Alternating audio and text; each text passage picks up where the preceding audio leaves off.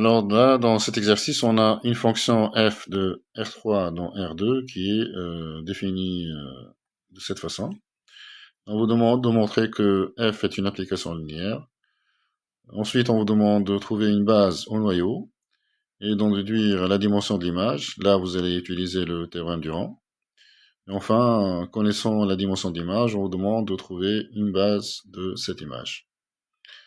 Allez, je vous laisse cliquer sur pause, de réfléchir sur cet exercice et puis de reprendre la lecture de la vidéo pour voir le corriger. Allons-y donc pour la première question. Donc là, on nous demande de montrer que f est linéaire. Donc là, on va montrer que, quel que soit u et v dans R3 et alpha dans R, donc on va montrer que f de alpha u plus v, c'est alpha fois f de u plus f de v. Donc prenons deux vecteurs uv, donc soit x, y, z, un deuxième vecteur x', y', z' dans R3, et alpha 1 réel. Donc je vais calculer f de alpha x, y, z plus x', y', z'. Et ça c'est f de alpha x plus x', alpha y plus y' et alpha z plus z'. Donc ça, d'après l'expression de f, c'est donc moins 2 fois alpha x plus x' plus alpha y plus y' plus alpha z plus z'. Ensuite, sur la deuxième composante, j'ai alpha x plus x', moins 2 fois alpha y plus y', et enfin plus alpha z plus z'. Donc, essayons de développer tout ça. Donc, ça me fait moins 2 alpha x plus alpha y plus alpha z, moins 2 x' plus y' plus z'. Et sur la deuxième composante, j'ai alpha x moins 2 alpha y plus alpha z, plus x', moins 2 y' plus z'. Là, c'est un prime, je vais bien écrire, voilà. Donc, je vais séparer cette écriture en deux, en disant que ça, c'est moins 2 alpha x plus alpha y plus alpha z, alpha x moins 2 alpha y plus alpha z, plus, donc on a un deuxième vecteur qui est moins 2 x' plus y' plus z', virgule, x' moins 2 y', ça c'est bien un 2, oui, plus z'.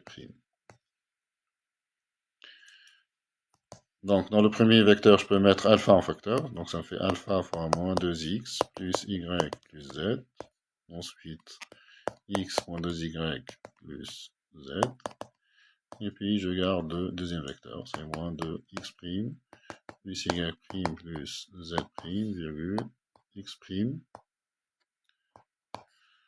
moins 2y' plus z'. Et donc ça fait alpha f de x, y, z, plus f de x', y', z'. Donc là, on voit que f est bien une application linéaire.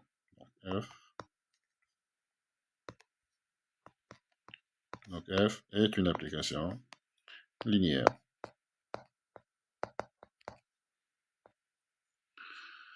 Passons à la question suivante. Donc là, on nous demande de trouver une base du noyau. Donc on doit comprendre ce que c'est que le noyau de f. Donc x, y, z appartient au noyau de f, si seulement si.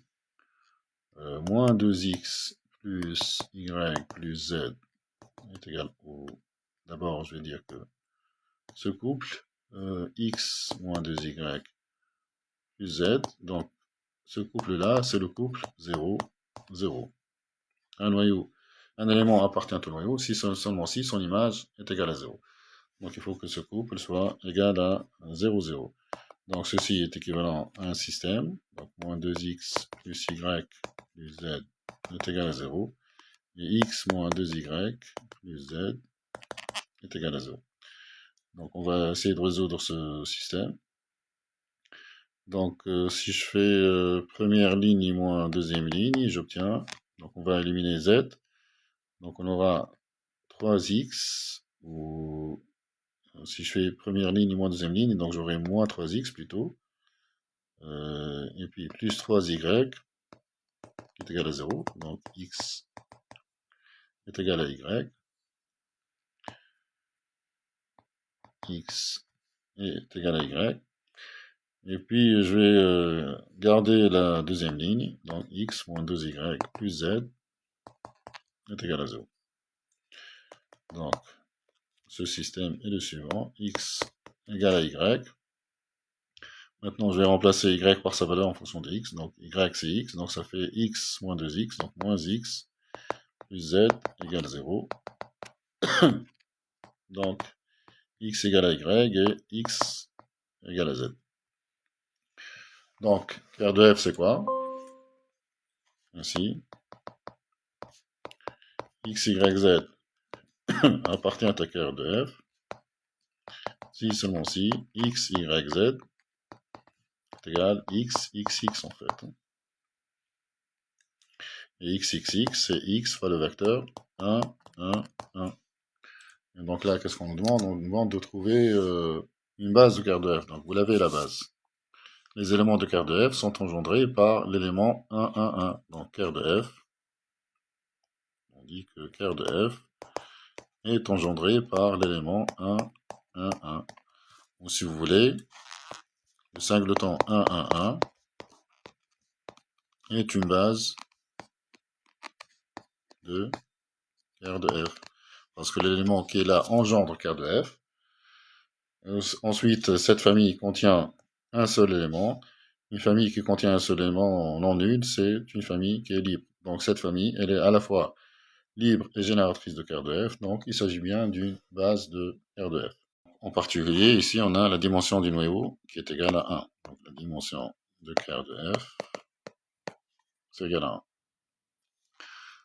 Après, on nous demande de trouver la dimension de l'image. Mais pour cela, il faut utiliser le théorème Durand qui dit la chose suivante. Donc, théorème Durand. Que dit le théorème Durand? Il dit que la dimension de l'espace de départ, c'est-à-dire la dimension de R3, est égale à la dimension du noyau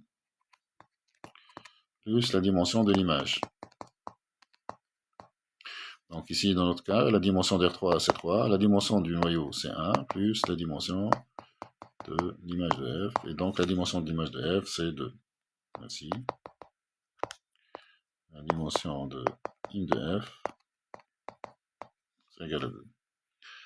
Donc maintenant, on connaît la dimension de l'image, c'est 2. Donc on nous demande une base de l'image. Donc pour cela, il suffit de donner deux éléments linéairement indépendants de l'image. Je vais prendre ces éléments-là. Donc f de 1, 0, 0. F de 1, 0, 0, c'est moins 2, 1. Ensuite, f de 0, 1, 0, ça c'est 1, moins 2. Donc si vous appelez U ce vecteur, V ce vecteur, donc UV, c'est une famille de l'image. Je vais dire même que c'est une famille libre de im de f. Vous voyez bien qu'il n'y a pas de liaison entre U et V. Donc il s'agit bien d'une famille libre. Quand je dis il n'y a pas de liaison, ça veut dire qu'on ne peut pas écrire V comme étant égal à alpha fois U. Donc là, il s'agit bien d'une famille libre de im de f. Im de f étant de dimension 2, donc cette famille est bien une base de im de f. Donc la famille UV est une base de im de f. Voilà donc pour cet exercice, j'espère qu'il vous sera utile. N'oubliez pas, s'il vous plaît, de liker cette vidéo et de vous abonner à notre chaîne. À bientôt.